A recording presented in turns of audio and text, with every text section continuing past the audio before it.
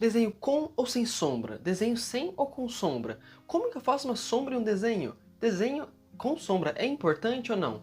Calma, eu vou te explicar isso de um jeito bem simples. Vamos imaginar assim, se a gente tivesse esse ambiente aqui, só que sem luz e sem sombra, como que seria ele? Estranho, né? Vamos voltar à realidade. E temos assim, percebam vocês ali no vídeo, e como é importante a gente ter sempre uma luz e sombra nos nossos desenhos. Mas antes de qualquer coisa, meu nome é Guilherme Toledo e seja muito bem-vindo à Miniar. Para esse nosso exercício, nós vamos imaginar como que vai ser a sombra utilizando algum exemplo, que vai ser essa nossa borracha. Como nós vamos fazer ela? Vamos imaginar ela um pouco inclinadinha para a gente conseguir ver bem esse lado e também esse lado de cá. Vou deixar a borracha aqui e vamos começar a fazer pelo menos a base dela, que é o quê? Aquela parte que está encostadinha no papel. A partir disso a gente vai subir as linhas para fazer uma elevação nisso. E vamos fechar o sólido. Com isso aqui a gente tem esse mesmo exemplo da borracha, só que ela está em um ângulo um pouquinho diferente, mais ou menos assim, para a gente conseguir ver todos os lados dela. Sempre vamos imaginar o quê? Que algum lado tem o sol. Então vamos imaginar um sol aqui, ou uma luminária, ou o que você desejar de fonte de luz. A parte de cima vai ser a parte mais clara. A parte mais próxima ao sol, que seria essa daqui, porque ela não está 100% ao contrário, porque aqui ainda baixa um pouco de sol. Estaria um pouquinho mais escuro do que a parte superior. Já a outra parte, que está mais distante do sol, está mais contrária, que seria esse lado aqui, perceba que ele é mais escuro que esse. Isso não sou nem eu que estou deduzindo, eu sou só simplesmente olhando aqui mesmo. Ó. Esse lado aqui é mais escuro que esse é mais escuro que esse. Seguindo sempre uma hierarquia de tonalidades.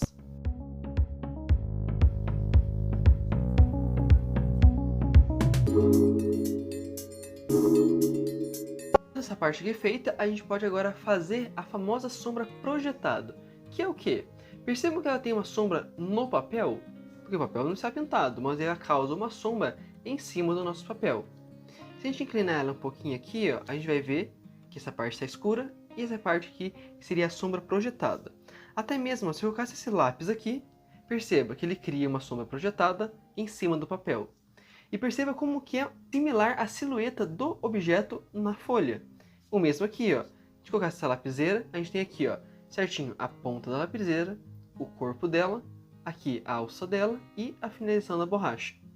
Então sempre tem essa parte da sombra projetada que deve ser sempre respeitada para causar um maior realismo no seu desenho. Aqui, se a gente fosse colocar para ver, a gente veria alguns pontos de luz e sombra.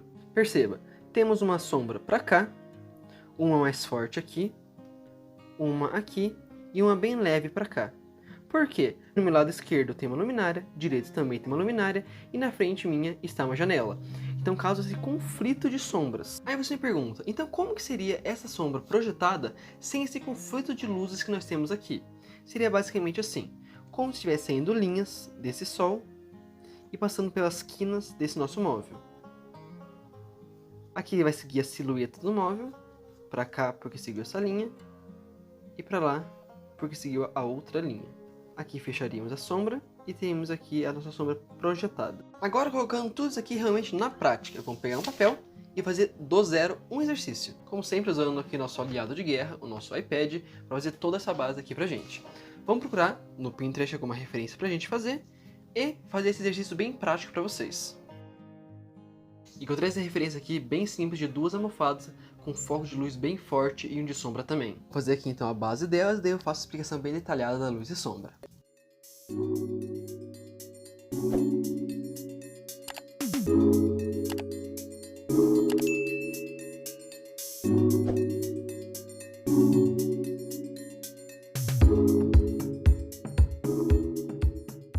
Temos aqui essas duas almofadas, mas perceba como ela está sem cor, sem graça. Por quê? Porque não tem luz e sombra, que agora nós vamos colocar agora. Mas primeiro vamos analisar como que está essa imagem. Logo, tem uma luz bem forte vindo de cá e uma sombra do lado oposto. Mais um detalhe, está percebendo que esse lado está um pouquinho mais claro do que a sombra em si? Estranho, né? Porque isso aqui é a luz refletida. Porque tem uma luz aqui que bateu no sofá e refletiu nesse cantinho da almofada, que é o que a gente vai fazer também no nosso desenho. Aqui perceba a mesma coisa, porque está em contato bem próximo a um sofá que é bem claro. Antes de qualquer coisa, vamos colocar onde que é pontos mais claros e mais escuros. Mas sempre começar pelos mais claros e ir escurecendo, para que a gente não tenha que usar a borracha para clarear pontos escuros. Então, vou fazendo o quê? Temos aqui uma área um pouco mais escura.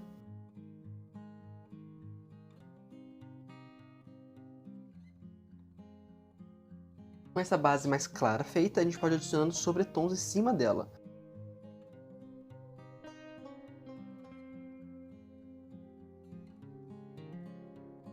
Essa parte aqui é a mais escura.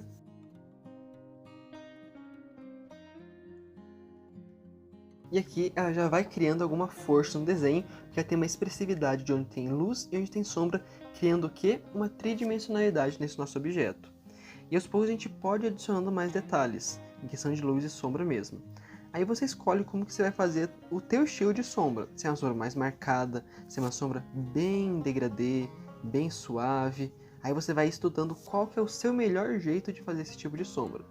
Eu costumo fazer muito mais em aquarela, usando a aquarela como luz e sombra e pintura em si.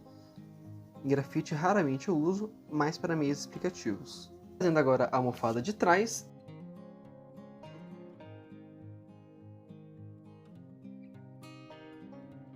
Para a gente finalizar, a gente pode fazer o que? A sombra projetada da almofada na almofada e das almofadas no sofá. Como assim? Se a sombra está vindo de cá, ela vai fazer uma sombra bem marcada para cá, em cima dessa outra almofada. A mesma coisa aqui, ela vai ter uma sombra bem marcada aqui.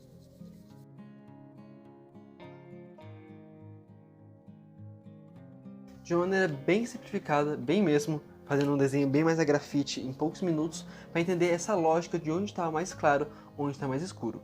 Isso também pode ser aprofundado em exercícios mais complexos, como que a gente já fez em outros vídeos aqui, explicando essa questão mais aprofundada, junto com a luz e sombra com a cor.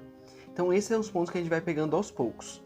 Mas pode ficar tranquilo, ainda teremos muitas aulas de luz e sombra aqui no canal, explicando bem mais aprofundado como que funciona essa técnica em móveis, em ambientes e tudo mais. E se você gostou, sério, não se esqueça de se inscrever aqui no canal, curtir, enviar para algum amigo que tem que saber mais sobre dicas de luz e sombra. E se você quer mais conteúdo, tem uma dica para você. No Instagram temos conteúdos diários, então fique ligado. Espero que tenha gostado. Tchau, tchau!